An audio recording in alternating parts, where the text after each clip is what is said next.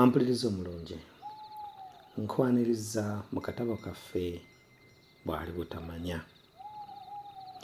Mu mbeera ya lweyagaliza muka kitaawo lutta nnyoko era gy'otega amaggwa bwe bakugoba gye bakuzza, ndowooza naawe olabira ddala bulungi nnyo engero ezo bwe zituukirira ku nkyokera yakubwa Ani ne ssengaawe nga batuuse mu luggya ewaffe baleese omwana, so nga nze omutiini nali nabiggyako dda omulaka nga mmanyi twateesa ne muganzi wange Ani olubuto n'alusiba ssali. Munnange n'ate ebyembi ye Ssali musajja wattu ab'akakiiko k'essomero baali bamaze okumusalira omusango era n'awumuzibwa ku ssomero okumala emyezi 6 so nga yali waakuddayo atwalibwe ekkooki mu nsiri emyezi egyo 6 singa gyali giweddeko. Nkwaniriza mu kitundu kyaffe ekyokusatu eky'essuula yaffe obukaba bufiiriza bingi. Obusungu mpozi n'obutamanya muka Ssali ate naye bwamukozesa kyatandikoze mu musango gwa bba. Ab'akakiiko yabawa mu kyama obubaluwa bwe yakwata Ani bwe yawandiikiranga Ssali ng'amusaba ensimbi ez'okugula amandaazi, kabalagala n'okumutambuza mu ngendo ez'essomero ezimu. Obubaluwa bw'ayamba nnyo ab'akakiiko okusalira Ssali omusango. Singa muka Ssali yali ajjukidde olugero olugamba nti ssebusiru bwa njoka zitta nnyinizo nti mmwe munaalaamirawa, obubaluwa bwa Ani teyandibwanjulidde b'akakiiko. Ssali yali tanneezimba anti yali yakamalayo emyaka 6 gyokka ku mulimu ate ng'alina abaana 3. Ebyokulinda okutumibwa ekkooki ng'emyezi 6 giweddeko kyebyava bimulema n'asaba omulimu gw'okugula emmwanyi embisi mu sitoowa eyali okumpi n'ewaabwe. Waliwo munne eyamusabira omulimu ogwo era n'amweyimirira nga bagumuwa. Omusaala yafunanga mulungi ddala n'aba nga takyayagala na kudda mu busomesa. Ekyali ekibi ku ye kwe kubanga yagenda okuva mu busomesa nga yeeyongedde nnyo okunywa omwenge ate nga n'abakazi bakyekaza basukka mu 2. Emmwanyi yali yakazigulira emyaka 2 n'abuza ensimbi z'omulimu ezaasukka ku siringisi 50,000. Bwe baamuwawaabira omusango ne gumusinga n'ensimbi ez'okuzzaawo ne zimubula. Omulamuzi kyeyava amutugga ku myaka 2 agimale mu kkomera ng'atuntuzibwa. Omulamuzi bwe yamubuuza obanga alina ebyokwewolereza yaddamu nti, "Nkirina mukama wange, nzikiriza nkunnyonnyole nti tosibye nze wazira osibye mukazi wange n'abaana bange. Kale ani alibaliisa nga ndi mu kkomera okumala emyaka egyo 2 gy'onsibye?" Omulamuzi yamuddamu nti, "Mukazi wo n'abaana bo gw'obasibye olw'empisa ze embi. Ebikufaako bye nnina wano bindaga ng'abantu bo bulijjo tobalumirirwa. Ensi eno ejjudde ebirungi n'ebibi ebiyinza okutuuka ku ggwe nange awandiika bino." Ssali yagenda okuva mu kkomera nga mukazi we ali lubuto lwa myezi nga 5. Olubuto Ssali yalumanya mu kiro ekyo mwennyini lwe yayingira mu maka ge. Bye baayogera ne bye bataayogera saabimanya gwe nze gye ssaali, naye olugambo lwavuga nti olubuto lwali lwawa ggombolola eyafuganga ekitundu ekyo Ssali mwe yali. Mb'owa ggombolola ye yali ayimirizaawo muka Ssali ebbanga eryo lyonna Ssali lye yamala mu kkomera. Ssali yali asuubira nti mukazi we bw'anaamutegeeza nannyini lubuto ng'agenda amukolako n'obukodyo bwonna bwe yali ayigidde mu kkomera mu myaka egyo 2 nga yeefunira omudidi. Omukazi yagamba mu mwoyo gwe nti, "Si nze nkubuulira nannyini lubuto ng'omwana omuto."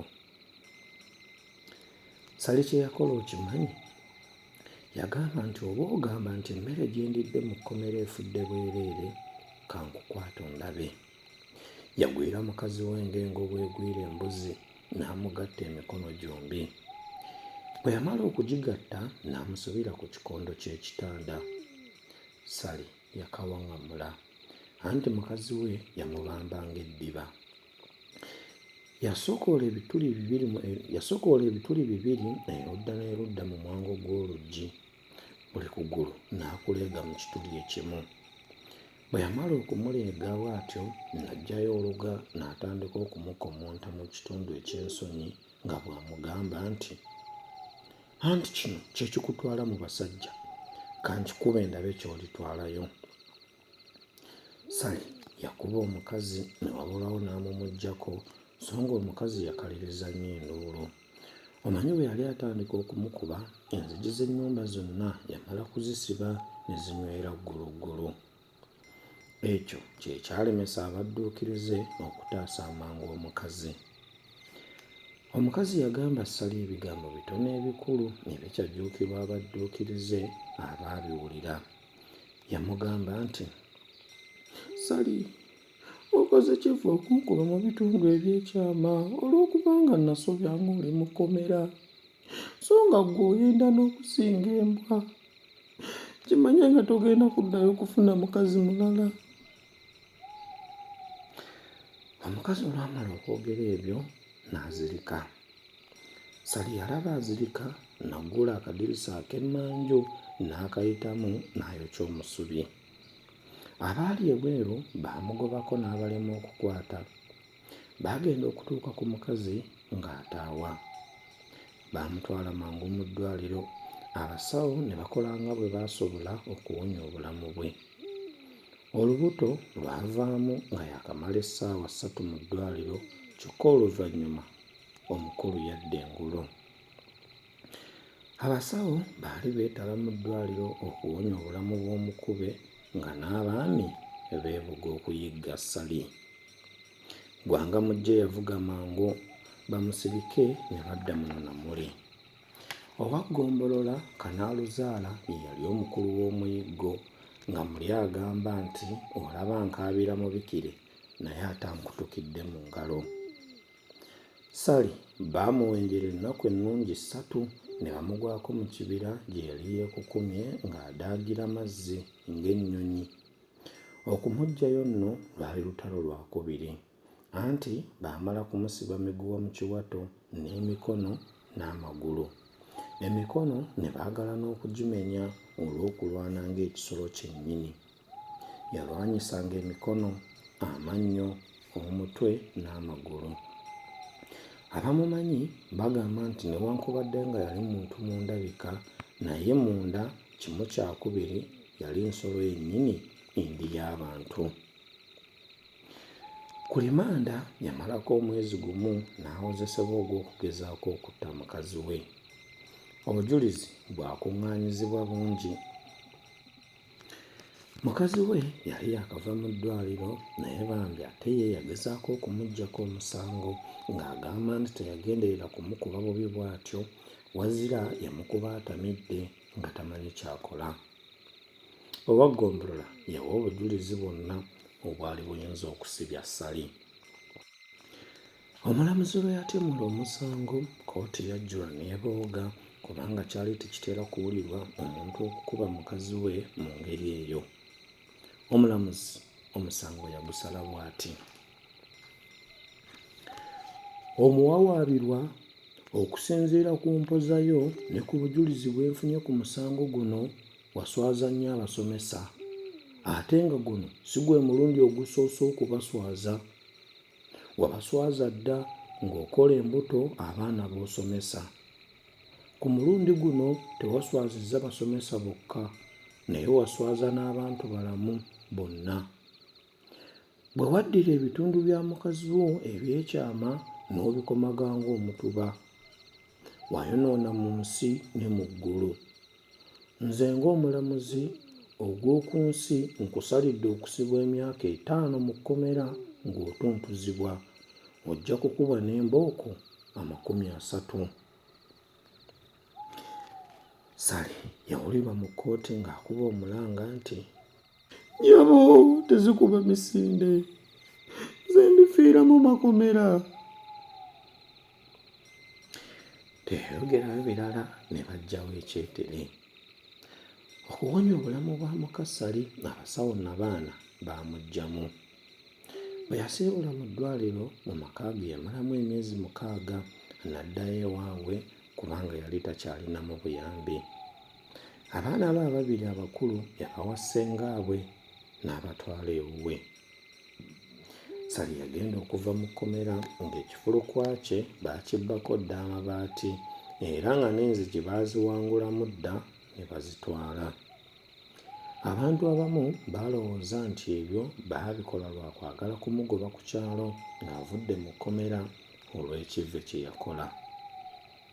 10 nga bwe litakyawomu, waliwo banne abaamusondera ensimbi n'agula essubi lye yaseresa ennyumba ye, n'agula n'enzigi ze yagiggaza. Bwe yamala okugisereka n'okugiggala n'agiyingira. Olw'ekikolimo kya mukazi we kye kyalaka nange saamanya, naye teyaddirayo ddala kufuna mukazi mulala ng'avudde mu kkomera. Okuva olwo n'okutuusa kati amatooke yageefumbira. Enguuli gye yafuula ekikubagizo kye mu nnaku ye. Bwe muggwa ku mutwe ne yejjusa byonna bye yakola nga tamanyi biyinza kubivaamu. Abaana be nabo baamukyawa nga bamaze okumanya eby'obukambwe ebiyitiridde bye yakola ku nnyaabwe. Ampuliriza omulungi, bwe tutyo ne tubeera nga essuula yaffe ey'omunaana tugifundikiridde awo. Nzikiriza tujja kusimbuliza awo wennyini tuyingire essuula y'omwenda n'omutwe ogugamba nsoma mu Kakofu Junior Secondary School. Akuume atakuumira mpeera.